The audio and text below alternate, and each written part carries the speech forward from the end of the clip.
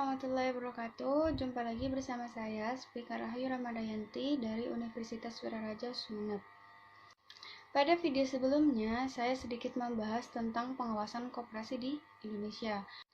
Dan di video kali ini, saya ingin sedikit membahas tentang hubungan koperasi dengan pasar dengan segala strukturnya. Baik, yang pertama, hubungan pasar dengan koperasi. Produsen atau anggota koperasi bisa saja menjual sendiri produk ke pasar, namun akan lebih efektif dan efisien jika produsen atau anggota koperasi itu melibatkan koperasi itu sendiri dalam pemasarannya. Karena tugas koperasi adalah melakukan interaksi dengan pasar, memasarkan barang yang menjadi produksi dari anggota koperasi atau produsen dengan perhitungan bila mana terjadi maka keuntungan yang akan diperoleh anggota koperasi dan sebaliknya, bila mana terjadi kerugian maka kerugian yang akan ditanggung bersama oleh anggota koperasi.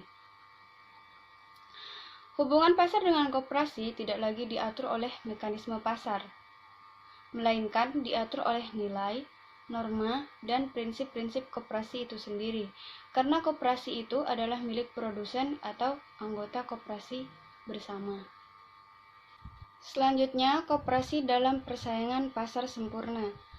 Suatu pasar disebut bersaing sempurna jika terdapat banyak penjual dan pembeli, sehingga tidak ada satupun dari mereka dapat mempengaruhi harga yang berlaku. Barang yang dijual di pasar adalah homogen.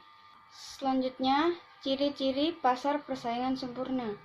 Yang pertama, adanya penjual dan pembeli yang sangat banyak. Yang kedua, produk yang dijual perusahaan adalah homogen. Yang ketiga, perusahaan bebas untuk masuk dan keluar pasar. Dan yang terakhir, para pembeli dan penjual memiliki informasi yang sempurna. Selanjutnya, strategi koperasi dalam pasar persaingan sempurna.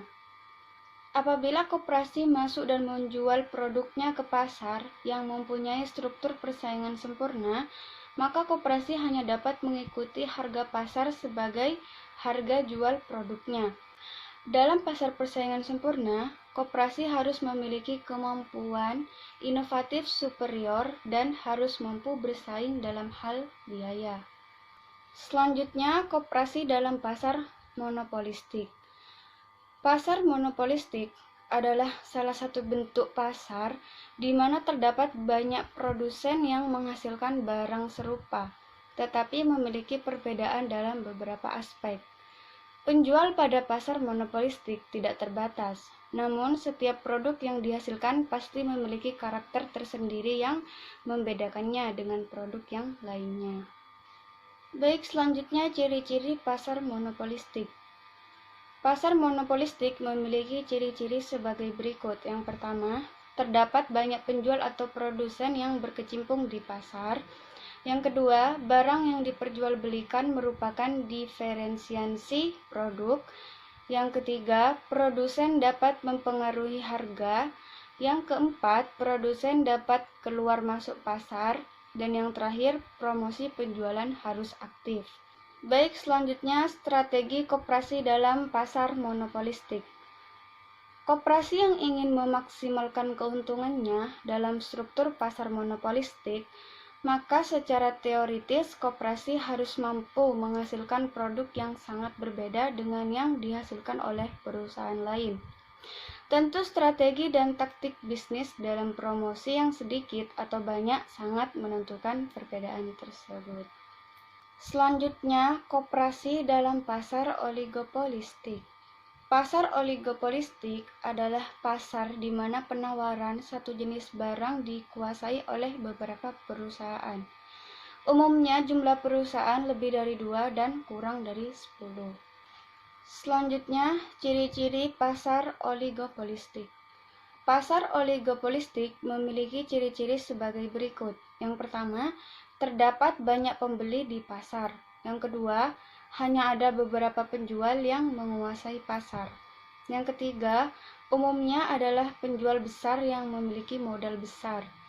Yang keempat, produk yang dijual bisa bersifat sejenis namun bisa berbeda mutunya. Yang kelima, adanya hambatan bagi pesaing baru.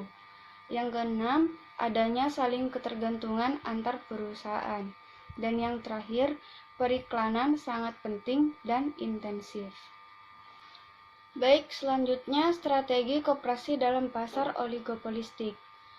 Strategi koperasi di dalam pasar oligopolistik adalah sebagai retailer atau pengecer.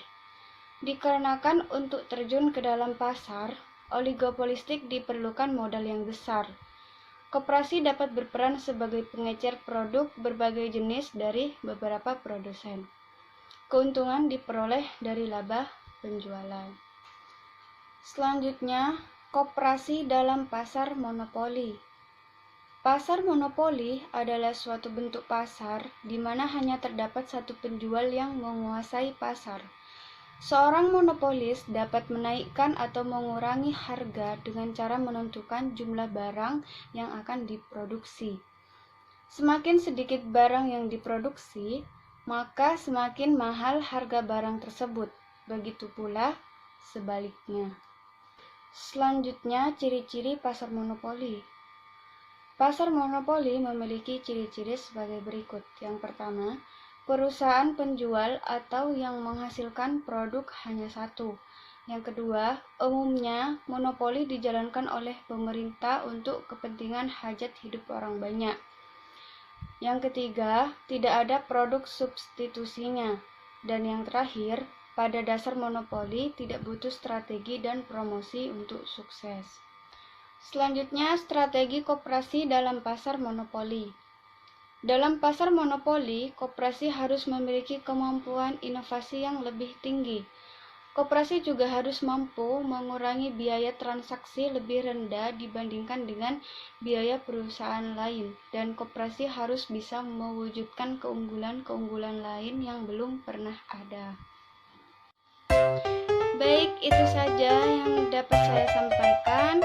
Jika ada kesalahan dan penjelasan dalam materi di video tersebut, mohon dimaafkan. Semoga video ini bermanfaat